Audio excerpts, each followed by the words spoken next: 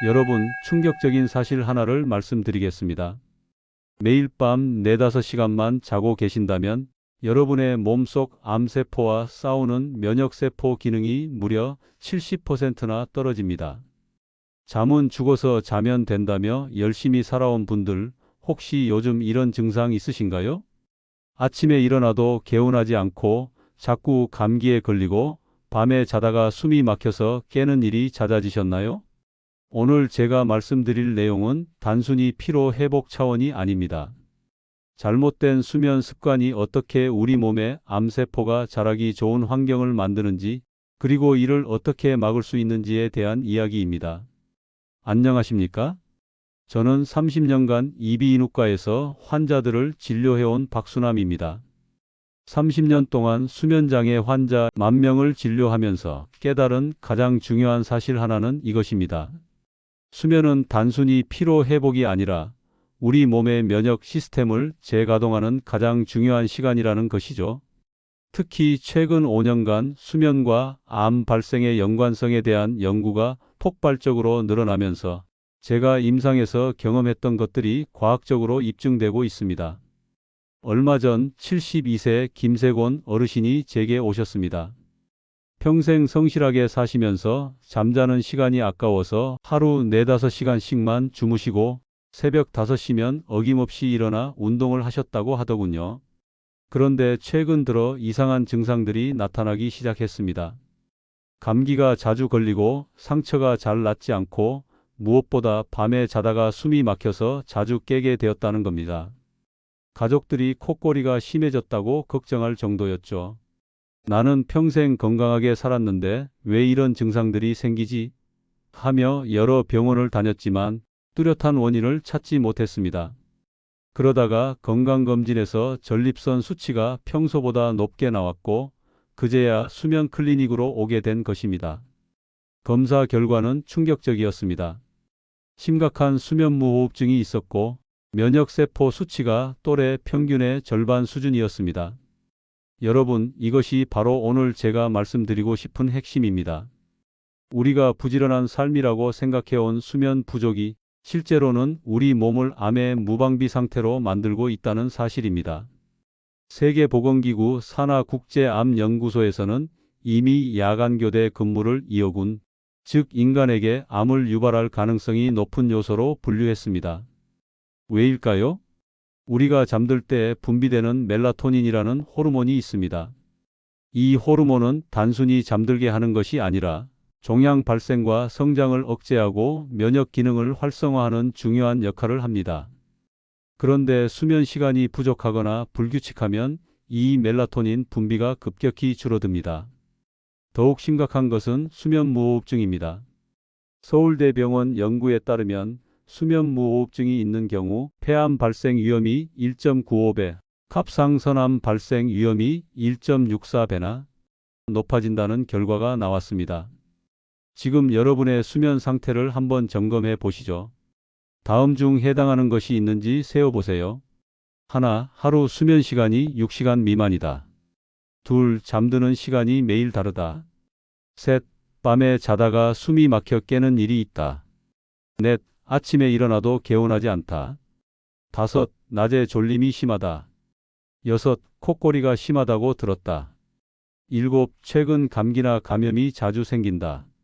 3개 이상 해당한다면 지금부터 제가 말씀드리는 내용에 더욱 집중해서 들어보시기 바랍니다.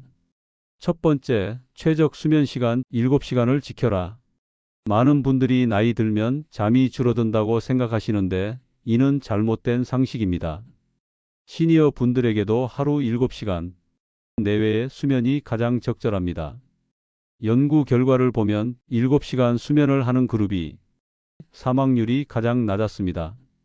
5시간 이하로 자면 각종 암 발생률이 높아지고 반대로 8시간 이상 자면 심혈관 질환 위험이 증가합니다. 저 역시 30년간 하루 7시간 수면을 철칙으로 지키고 있습니다. 65세인 지금도 후배 의사들과 함께 수술을 소화할 수 있는 것도 규칙적인 7시간 수면 덕분이라고 확신합니다. 두 번째, 입면 시간을 일정하게 유지하라. 야간 근무를 하시거나 생활 패턴이 불규칙한 분들도 계실 텐데, 이런 경우라도 최소한 잠드는 시간만큼은 일정하게 맞춰야 합니다. 예를 들어 평일에는 밤 11시, 휴일에는 밤 12시, 이런 식으로 최대한 규칙성을 유지하는 것입니다. 우리 몸의 생체 시계는 생각보다 정교해서 한두 시간 정도의 차이는 적응할 수 있지만 4~5시간씩 차이가 나면 면역 시스템에 큰 혼란을 줍니다. 실제로 제가 진료한 야간 근무자 중에서 입면 시간을 규칙적으로 맞춘 분들은 면역세포 수치가 현저히 개선되었습니다. 세 번째, 수면무호흡증을 반드시 치료하라. 콧꼬리를 단순히 나이 든 증상으로 방치하시면 안 됩니다. 수면무호흡증은 잠들 때 기도가 막혀서 산소 공급이 중단되는 질환입니다. 이때 우리 몸은 산소 부족 상태에 빠지게 되고, 이런 상태가 반복되면 암세포가 자라기 좋은 환경이 만들어집니다. 서울대병원 연구에 따르면 간헐적 저산소 상태에 노출된 쥐의 종양 크기가 1.5배에서 2.5배까지 커졌습니다. 수면무호흡증의 대표적 증상은 이렇습니다. 콧꼬리, 주간 졸림, 아침 두통, 밤중에 숨이 막혀 깨는 것. 이런 증상이 있으시면 반드시 수면 클리닉을 방문해서 정확한 진단을 받으시기 바랍니다. 네 번째, 수면 환경을 최적화하라. 잠자리 환경도 매우 중요합니다. 암 예방을 위한 최적의 수면 환경을 만드는 방법을 알려드리겠습니다. 온도는 18에서 20도로 서늘하게 유지하세요. 너무 덥거나 추우면 깊은 잠에 들기 어렵습니다. 조명은 완전히 차단해야 합니다. 작은 LED 불빛도 멜라토닌 분비를 방해할 수 있습니다. 소음도 차단해야 합니다. 귀마개를 사용하시거나 백색 소음 기계를 활용하시면 도움이 됩니다.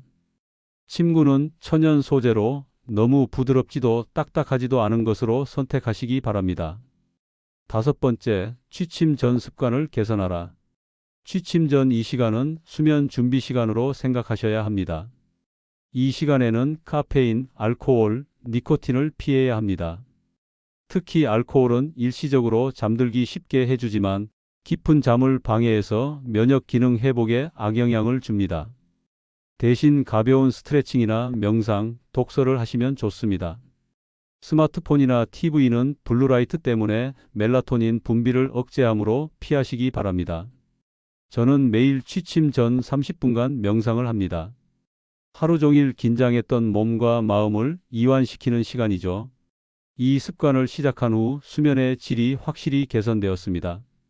앞서 말씀드린 72세 김세곤 어르신의 후일담을 들려드리겠습니다.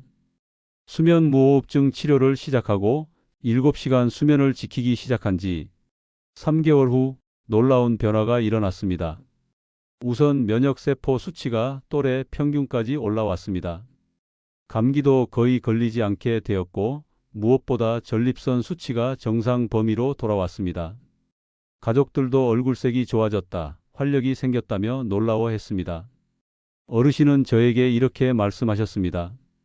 평생 잠자는 시간이 아까워서 일만 했는데 이제야 잠이 얼마나 중요한지 깨달았다. 앞으로는 잠을 투자라고 생각하겠다. 실제로 제가 30년간 진료하면서 본 수많은 사례들이 이를 뒷받침합니다.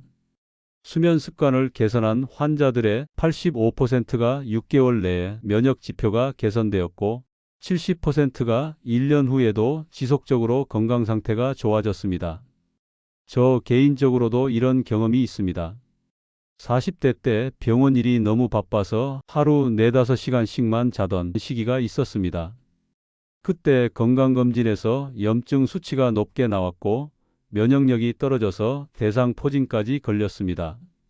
그 이후로 아무리 바빠도 7시간 수면은 반드시 지키기로 했습니다. 25년이 지난 지금 65세의 나이에도 20대 못지않은 면역력을 유지하고 있습니다. 최근 건강검진에서도 모든 수치가 정상이었고 특히 암 관련 종양 표지자들이 모두 정상 범위 하한선에 있었습니다. 오늘 말씀드린 내용을 정리해 보겠습니다. 첫째, 하루 7시간 수면을 반드시 지키세요. 이는 선택이 아닌 필수입니다.